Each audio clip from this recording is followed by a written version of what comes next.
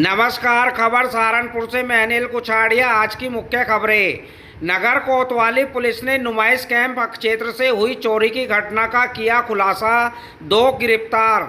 कक्षा 8 में पढ़ने वाली छात्रा के साथ दुष्कर्म, पुलिस ने मुकदमा दर्ज कर शुरू की आरोपी की तलाश। अम्बेटा पुलिस चौकी इंचार्ज को हटाए जाने की मांग को लेकर भारतीय किसान यूनियन का नकुड़ थाने में प्रदर्शन। गांगनौली चीनी मिल पर एफआईआर दर्ज कराने की मांग को पुलिस लाइन पहुंचे कांग्रेसी। व्यापारी कल्याण बोर्ड के सदस्य दिनेश सेठी का रायवाला क्लॉथ मार्केट एसोसिएशन ने किया स्वागत। भूमि विकास बैंक के चेयरमैन बनने पर अजीत सिंह राणा, भूपेंद्र राणा व ठाकुर अनिल सिंह किए गए सम्मानित। जानलेवा हमले में घायल हुए 1 लाख का हाल चाल जानने नानौता पहुंचे बसपा सांसद हाजी फजलुर रहमान। 3 सूत्रीय मांगों को लेकर जारी रहा छात्र संघर्ष समिति का अनिश्चितकालीन धरना। एनएमसी फार्मा 100% प्राकृतिक। नगर कोतवाली पुलिस ने नुमाइश कैंप क्षेत्र में बंद मकान से हुई चोरी की घटना का खुलासा कर दिया। पुलिस ने 2 शातिर चोरों को गिरफ्तार कर उनके कब्जे से चोरी किया सामान भी बरामद किया। यह चोरी उस समय अंजाम दी गई थी जब परिवार के लोग बाहर गए हुए थे। घटना के खुलासे के लिए नगर कोतवाली पुलिस के साथ सर्विलांस टीम को भी लगाया गया था।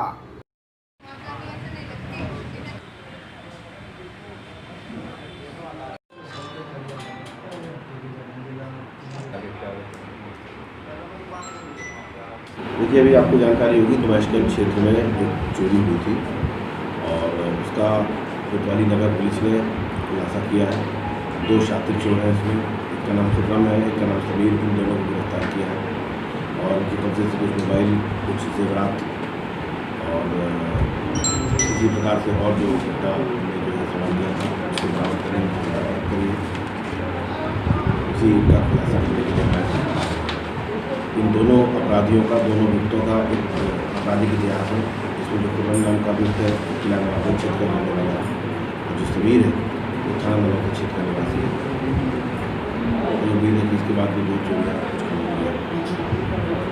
कक्षा 8 में पढ़ने वाली छात्रा के साथ दुष्कर्म का मामला सामने आया है। पीड़िता की हालत बिगड़ने पर उसे अस्पताल में भर्ती कराया गया। परिजनों की तहरीर के बाद पुलिस ने मुकदमा दर्ज कर आरोपी की गिरफ्तारी के प्रयास शुरू कर दिए हैं। रेप का आरोप गांव के ही एक युवक पर है। घटना थाना भेट क्षेत्र के एक गांव की है।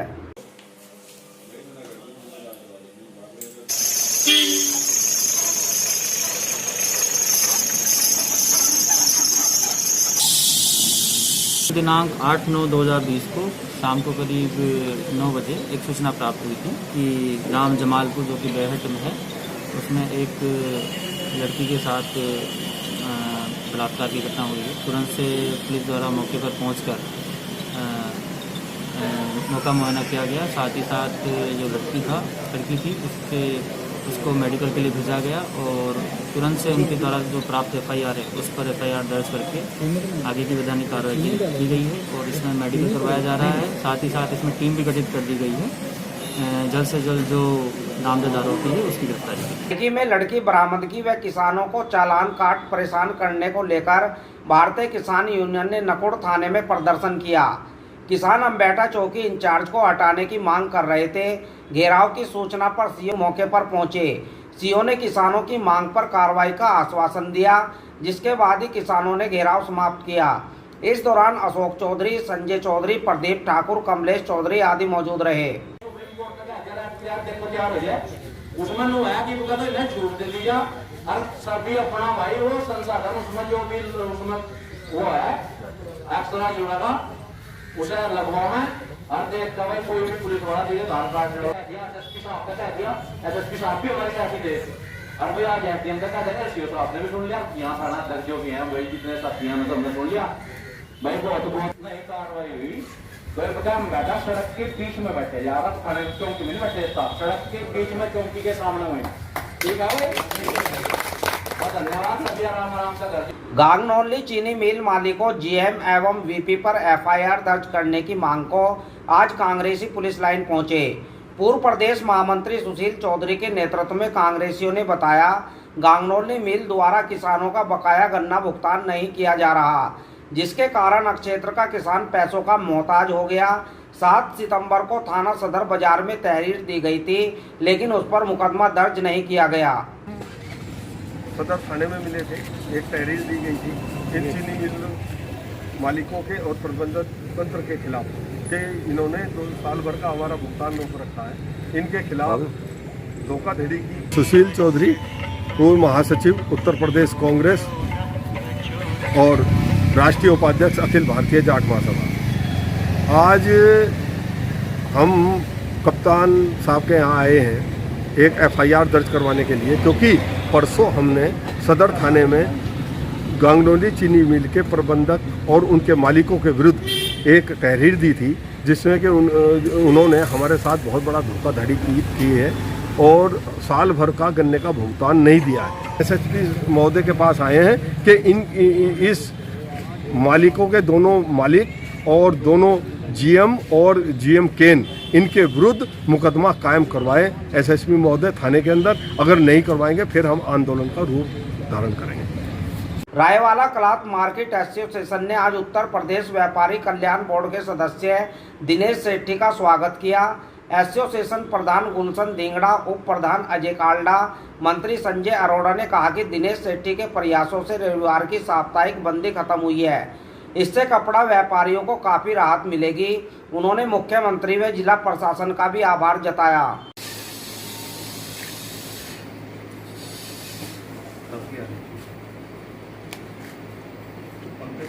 सेठी, सदस्य उत्तर प्रदेश व्यापारी कल्याण बोर्ड उत्तर प्रदेश।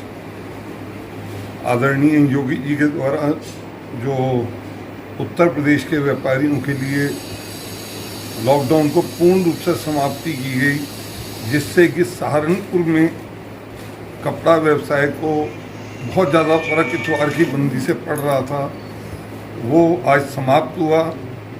और उसके लिए हम आदरणीय योगी आदित्यनाथ जी का, आदरणीय मुख्यमंत्री जी का और अपने साथ आदरणीय रविकांत जी का, जिन्होंने इसको समाप्त करवाने में हमारा पूर्ण सहयोग करा, उसके लिए हम उनके आभारी हैं। अरोड़ा रायवाला कपड़ा मार्केट मंत्री। इस लॉकडाउन में जो संडे का इतवार बंद होता था, उससे कपड़ा व्यवसाय को बहुत नुकसान हो रहा था। इस बात को एसोसिएशन के माध्यम से दिनेश सेठी जी जो व्यापारी कल्याण बोर्ड के सदस्य हैं, उनके माध्यम से DM साहब को पहुँची, DM साहब के माध्यम से योगी आदित्यनाथ जी के पास पहुँची और योगी आदित्यनाथ जी ने जो हमारा इतवार की बंदी थी उसको ख़त्म करके मंगलवार को जैसा कि पहले से होता था उसी अनुरूप करने का काम किया। उत्तर प्रदेश क्षत्रिय समाज महासभा ने आज भूमि विकास बैंक के चेयरमैन बनने पर अजीत सिंह राणा, भूपेंद्र राणा व ठाकुर अनिल सिंह का स्वागत किया। महासभा के प्रदेश अध्यक्ष कान सिंह राणा के साथ पदाधिकारियों ने तीनों अतिथियों को महाराणा प्रताप की तस्वीर सम्मान स्वरूप प्रदान की।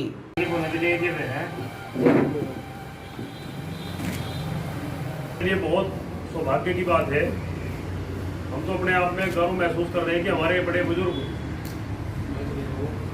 बुजुर्ग उनके द्वारा हमें लायक समझा। कान सिंह राणा, प्रदेश अध्यक्ष क्षत्रिय महासभा उत्तर प्रदेश। तो हम जो आज कार्यक्रम किया है, समय समय पर जब भी हमारे समाज का कोई प्रतिनिधि किसी पार्टी के द्वारा या किसी सरकार द्वारा किसी पद पर नामित होता है, तो हम उनको सम्मानित करने का काम करते हैं। इसमें जो है भूमि विकास बैंक के चेयरमैन अजीत सिंह राणा, सोमेंद्र राणा और ठाकुर अनिल सिंह प्रमुख, ये 3 हमारे समाज के आदमी जो है BJP सरकार में भूमि विकास बैंक के चेयरमैन बने। आज इनका स्वागत समारोह हम लोगों ने सूक्ष्म तरीके से किया है। बसपा सांसद हाजी फजलुर रहमान आज नानोता के मोहल्ला शेख जादगान पहुंचे, जहां उन्होंने जानलेवा हमले में घायल इखलाक सलमानी से उसका हालचाल जानकर पूरे घटनाक्रम की जानकारी ली। सांसद ने कहा कि वे इस मामले में हरियाणा सरकार से वार्ता करेंगे और पत्र लिखकर कार्रवाई व मुआवजे की मांग भी करेंगे। उन्होंने 1 लाख के परिजनों को आश्वस्त किया कि इलाज में वे यथासंभव मदद भी करेंगे। इस दौरान पूर्व चेयरमैन अफजाल खान, बसपा नेता जगपाल सिंह, नरेंद्र औलरी, प्रदीप कुमार भी मौजूद रहे। गौरतलब है कि 1 लाख काम की तलाश में हरियाणा के पानीपत गया था, जहां कुछ दबंगों द्वारा उस पर जानलेवा हमला कर हाथ काट दिया गया था। होश आने पर 1 लाख ने फ़ोन कर घटना की जानकारी परिजनों को दी थी। परिजनों की ओर से संबंधित थाने में तहरीर भी दी थी, लेकिन अभी तक उस पर कोई कार्रवाई नहीं हो सकी। अफसोसनाक है।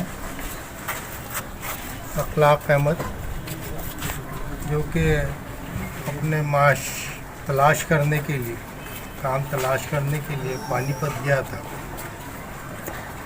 और किसी काम की तलाश करते करते वो एक पार्क में जा बैठा, जहाँ कुछ लोगों ने आकर इससे बातचीत की और बातचीत करने के बाद इसके साथ मारपीट शुरू कर दी और मारपीट करने के बाद फिर इसको एक दूसरी जगह ले गए और ले जाकर किसी गुप्त स्थान पर इसके हाथ को काट दिया। हम हरियाणा सरकार से मांग करते हैं कि जिन लोगों ने इनके साथ ये ज़्यादती की, उनके खिलाफ सख्त से सख्त कार्रवाई हो और इस बच्चे को मुआवजा दिया जाए। मैं नहीं समझता कि 5 लाख रुपए से कम इस बच्चे को मुआवजा मिलना चाहिए। 3 सूत्रीय मांगों को लेकर छात्र संघर्ष समिति का अनिश्चितकालीन धरना आज तीसरे दिन भी जारी रहा। हकीकत नगर स्थित धरना स्थल पर चल रहे धरने को आज सपा नेता मांगे राम कश्यप द्वारा समर्थन दिया गया। धरने पर चौधरी चरण सिंह विश्वविद्यालय के पूर्व छात्र संघ अध्यक्ष डॉक्टर संजीव दुर्जन, अशोक मलिक, सोनू चौधरी, राजपाल सिंह, अनीश प्रधान आदि मौजूद रहे। अब हमें पता लगा कि छात्र संघर्ष एकता समिति के द्वारा जो सरकार गलत निर्णय ले रही है, छात्रवृत्ति भी नहीं दे रही है। अखबार में पढ़ा कि इस साल छात्रवृत्ति नहीं मिलेगी किसी को भी।